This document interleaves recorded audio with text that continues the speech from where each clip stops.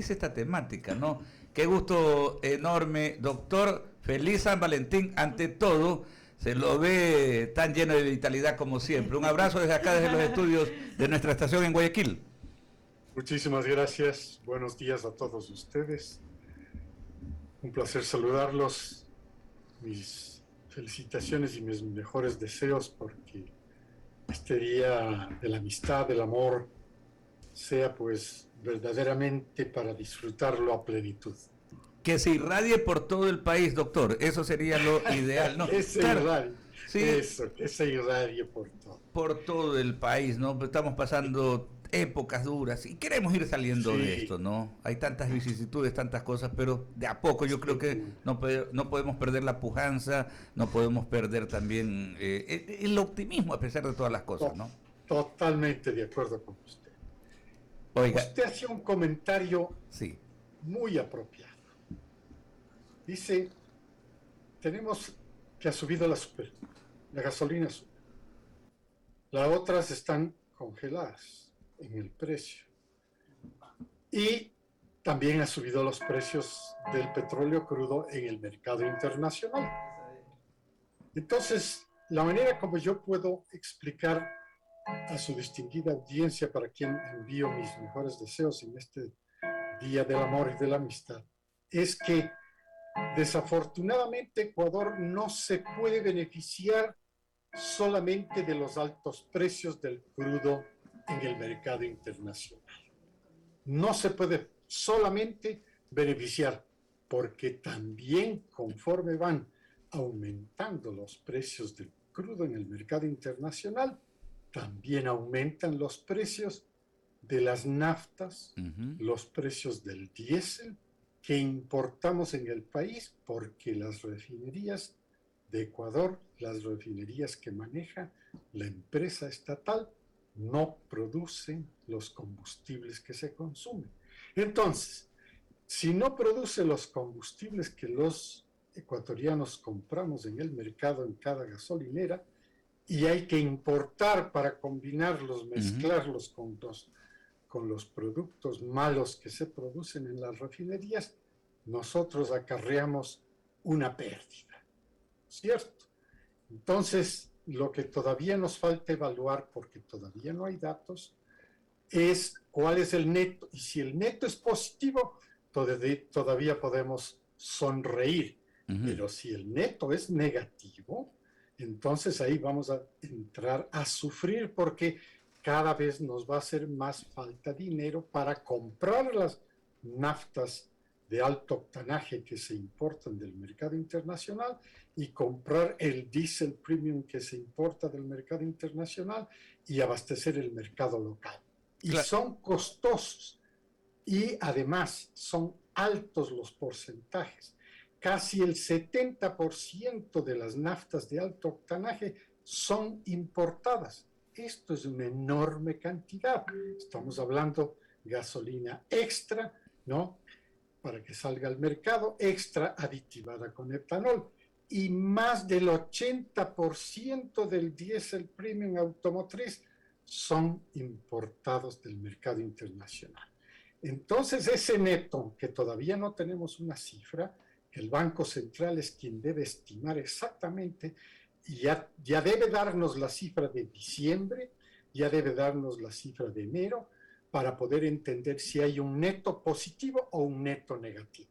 Claro, y eso es importante lo que usted dice, doctor, ¿no? Porque es que hay muchas personas que escuchan, no, es que se incrementa el crudo WTI, ¿no?, que es nuestro referente para la comercialización. Correcto. Y entonces, un poco como que se interpreta de que todo es utilidad, ¿no? Entonces ahí tenemos que tener bien claro que aparte del castigo, ¿no?, que históricamente, porque también el WTI es referente, pero sobre eso hay un castigo por la calidad de el crudo Napo y el crudo Oriente, que es lo que producimos acá. Correcto. Y adicionalmente es lo que usted dice también, el hecho de que igual nosotros importamos estas naftas, ¿no? Ahora, en referencia a eso también, por eso falta claridad todavía o definiciones en ver esa diferencia por un lado, y sería un error sustentar la economía del país en estas expectativas, porque hay que ver, de aquí a mañana baja la tensión en Ucrania y puede ser que el precio se vaya desplomando. Y en efecto, usted acaba de hacer una predicción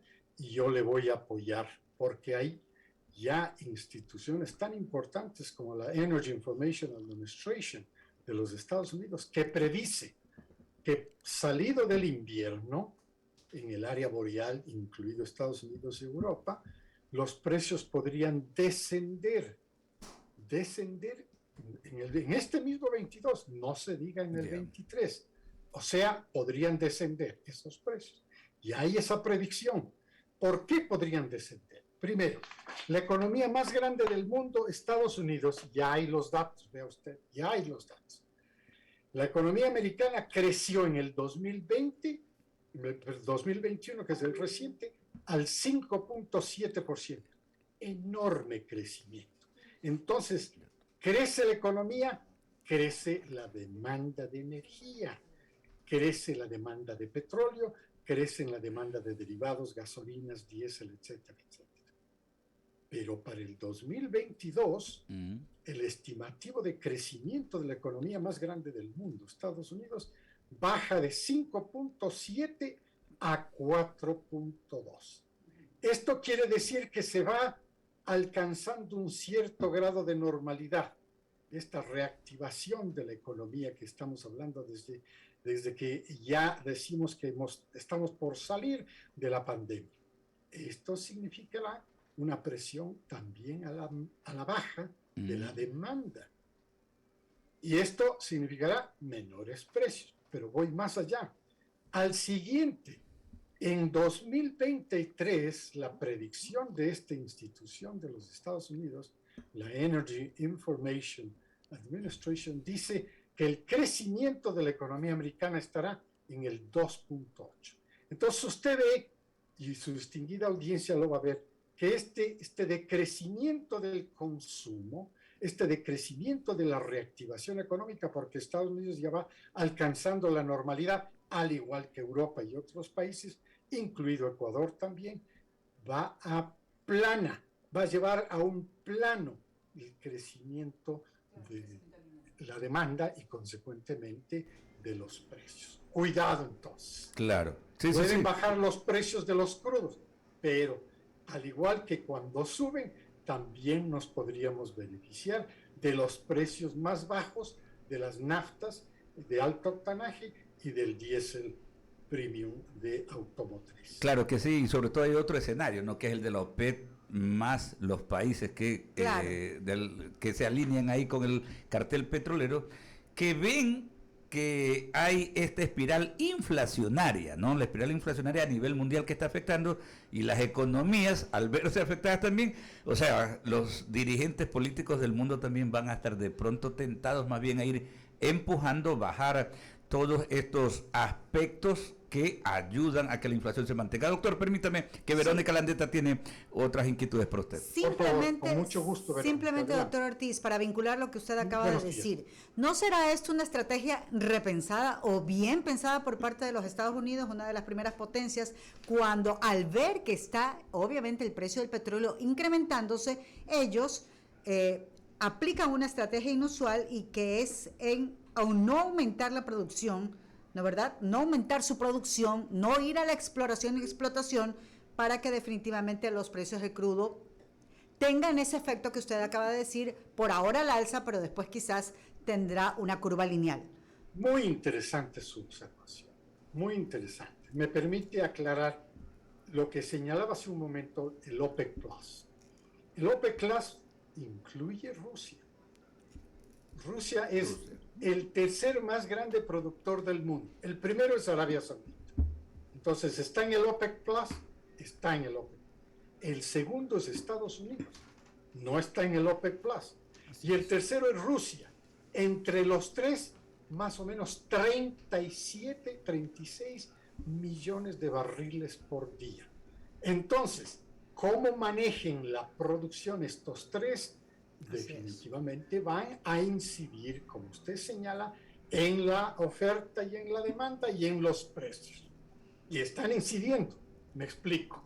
Claro. Para finales de este año, ExxonMobil acaba de decir que va a aumentar la producción en 1 millón de barriles solamente en un campo petrolero que es el Permian en el sureste de Texas.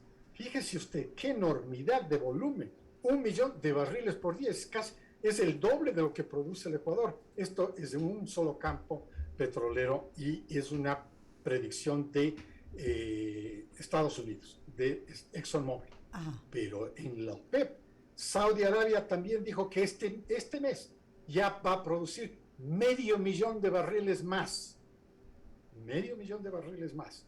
Esta es casi la producción diaria de Ecuador. Esto de un solo campo de los sauditas. El único que no anuncia ningún aumento de la producción es Rusia. En cambio, la amenaza de Rusia de invadir a Ucrania, que la venimos viviendo como una alteración de la tranquilidad de los mercados, se mantiene. Es decir, hacer ejercicios militares, hacer ejercicios navales como ha estado haciendo Rusia en los últimos días, pues confirma que la amenaza puede darse. Y por eso los otros países que tienen turistas, que tienen diplomacia, etcétera, etcétera, en Ucrania dice, salgan esto parece que la amenaza se va a convertir en una realidad, pero pone nerviosos a los mercados. Les citaba estos 3 países porque cada uno de estos tiene más de 10 millones de barriles por día de producción.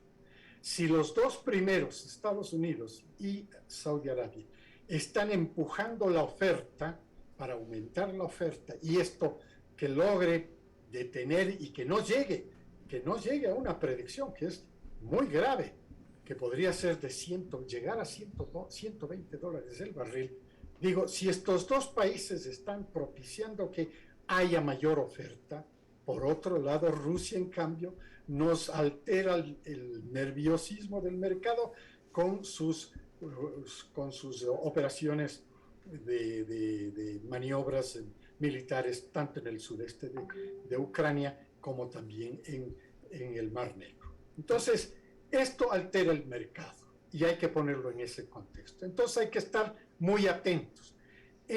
Para llevarlo al nivel nacional, la super, por ejemplo, si nosotros cambiáramos los precios, si el mercado en Ecuador, Petroecuador, que es el que domina el mercado en este momento, dejara que fluctuaran los precios semanalmente, sí estaríamos beneficiándonos.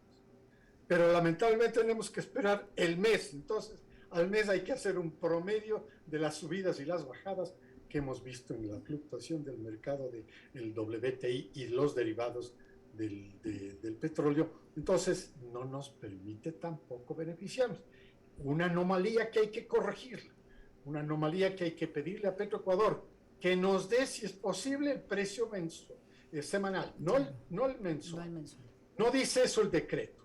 El decreto que yo puse en efecto dice que es cada mes, pero no dice, ahora digo yo, hay que ver que nos haga beneficiar a los consumidores, pero semanalmente, de la subida y de la bajada. Y de las bajadas también, claro. Claro, eso es importante. Y solamente un detalle, no nos afecta directamente a nosotros porque más bien tiene que ver con los países europeos y sobre todo Alemania. Pero es terrible la dependencia del tema gas que produce Rusia. Y ese es otro cantar, ¿no? Pero vale la pena que nuestra audiencia Yo le comento esto de la siguiente manera. A través de Ucrania hay un sistema de más de 3 gasoductos que abastecen de gas desde la Siberia hasta Europa Central. Es decir, Ucrania cobra el peaje por el curso que toman los gasoductos y llevar el gas natural hacia el consumidor europeo. Pero adicionalmente, fíjese usted, ese peaje está siendo restringido por Rusia en este momento. Ya está. Es decir, ya no se están usando las capacidades de los gasoductos al 100%. Entonces, esto es un manipuleo por parte de Rusia. Es un manipuleo, definitivamente. Claro, están sí. manipulando. Y algo más. También hay otro gasoducto que va por Bielorrusia.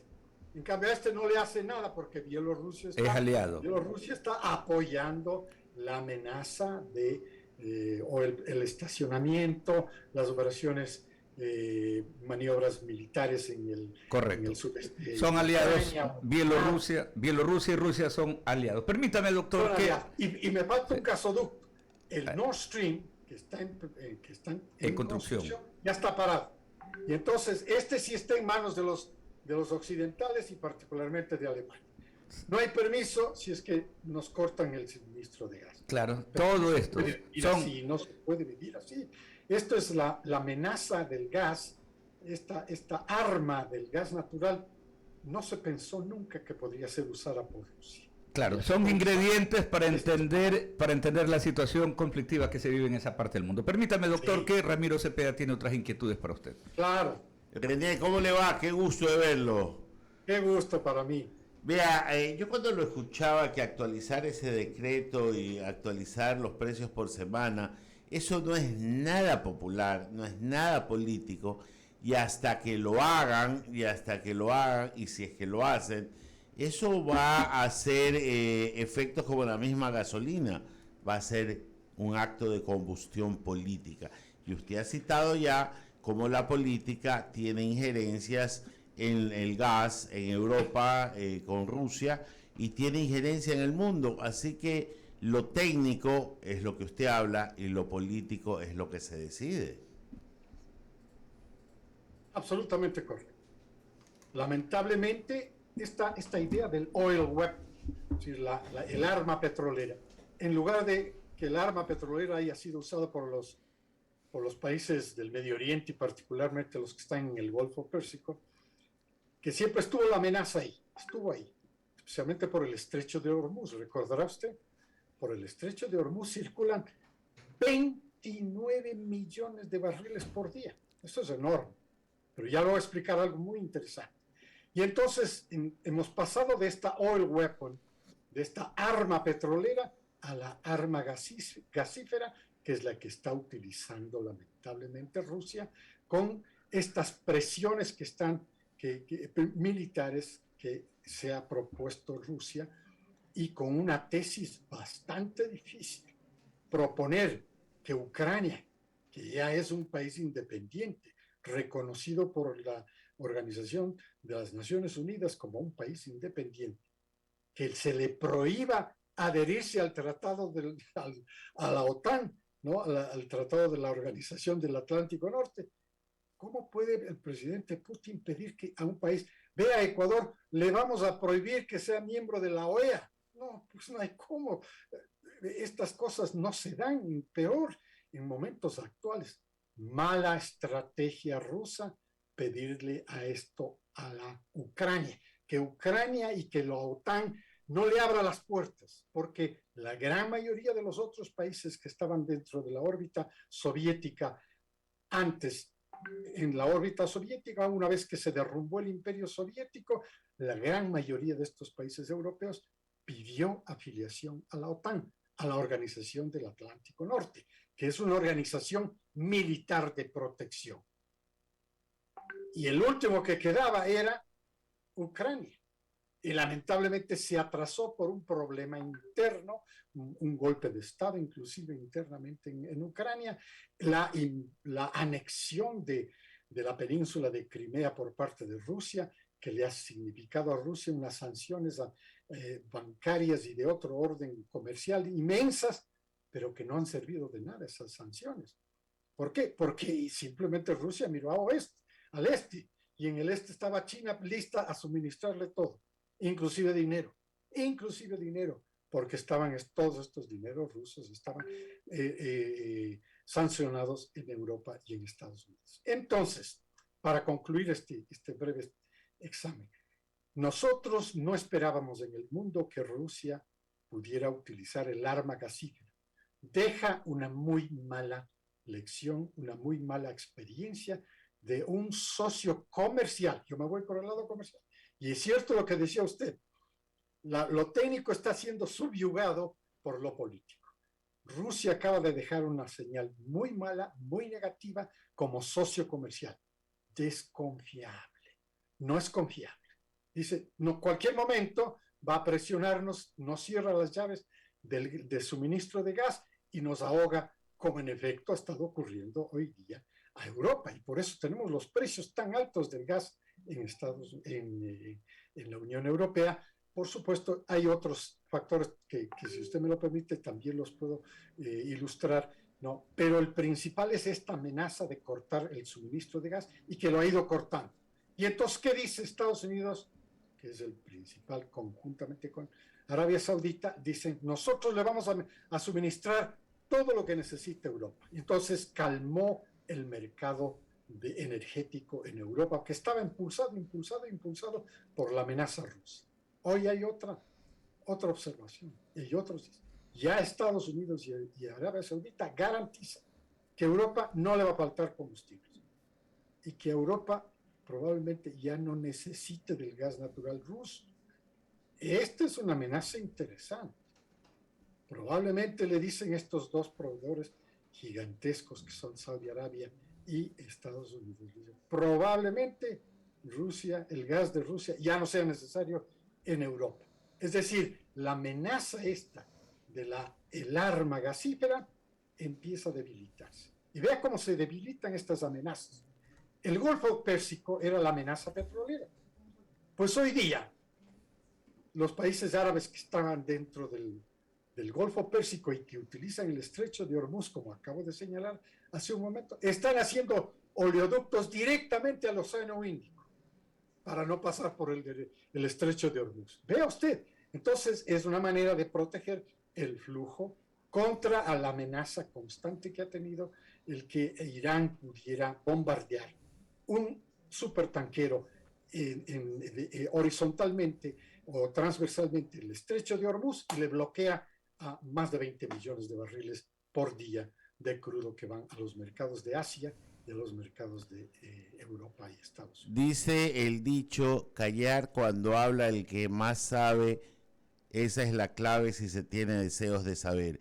Yo me quedo callado cuando escucho una explicación de este tipo. Y quiero simplemente para terminar esta entrevista, hacerle una pregunta por el día.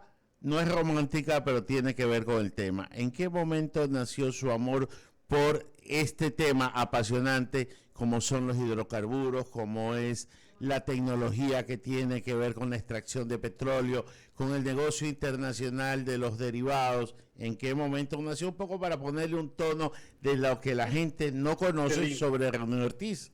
Qué lindo ponerlo en el contexto del amor, ¿no? Que es el momento actual. Fue en la ciudad de Miami. Yo regresaba de mis estudios de posgrado en los Estados Unidos, ya casado, mi esposa embarazada y no tenía trabajo. Y en Miami, casualmente, en la sala de espera, estaba el gobierno militar. Y estaba un ministro militar, un general, y por supuesto saludamos. Y él me pregunta, dice, ¿y usted en qué va a trabajar ahora? Digo, yo no tengo trabajo, yo voy a buscar trabajo ahora sí. Ya regreso, ya he estudiado, ya he hecho todo. Venga, era fin de semana. Venga el lunes y hablamos de mi despacho. Y desde ese lunes me embarqué en la industria petrolera, no solamente la local, sino la internacional. Porque este general me dijo, usted se encarga de todo el tema de relaciones con la OPEP.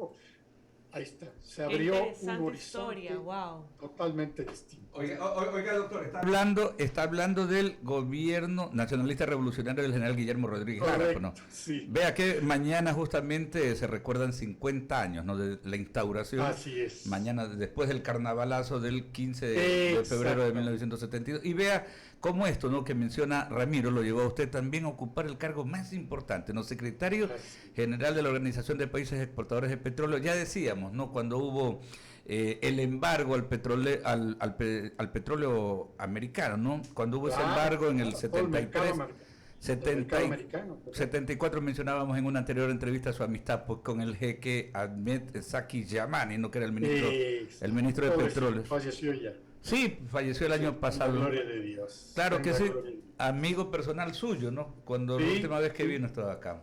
Doctor. ¿Quién era el general Zaki? Una vez diga el chisme completo, pues, René. ¿Quién era el general? Pues no, el ministro de hidrocarburos en esa época. En la primera ocasión era el ministro René Vargas Pasos. Ya. Y en la segunda el ministro Eduardo Semblantes. La segunda es la que me llevó directamente a la OPEP. Claro, Eduardo Cervantes Polanco, ¿no? Sí, Polanco, exactamente. Fue compañero de gabinete de mi querido profesor Ramiro Larrea Santos, que en ese gobierno fue ministro de Agricultura. Claro, sí. Lamentablemente fallecido también. René, gracias por tan agradable entrevista, que cuando se tiene un interlocutor de estas dimensiones no vale otra cosa que sacarle el jugo. Que tenga un buen día. Un buen día para ustedes, muchísimas Un buen gracias día. a su distinguida audiencia. Claro. Felicidades. Claro, el ex secretario general de la Organización de Países Exportadores y ex ministro de Hidrocarburos de nuestro país. Vamos a ir a la pausa publicitaria porque cuando regresemos queremos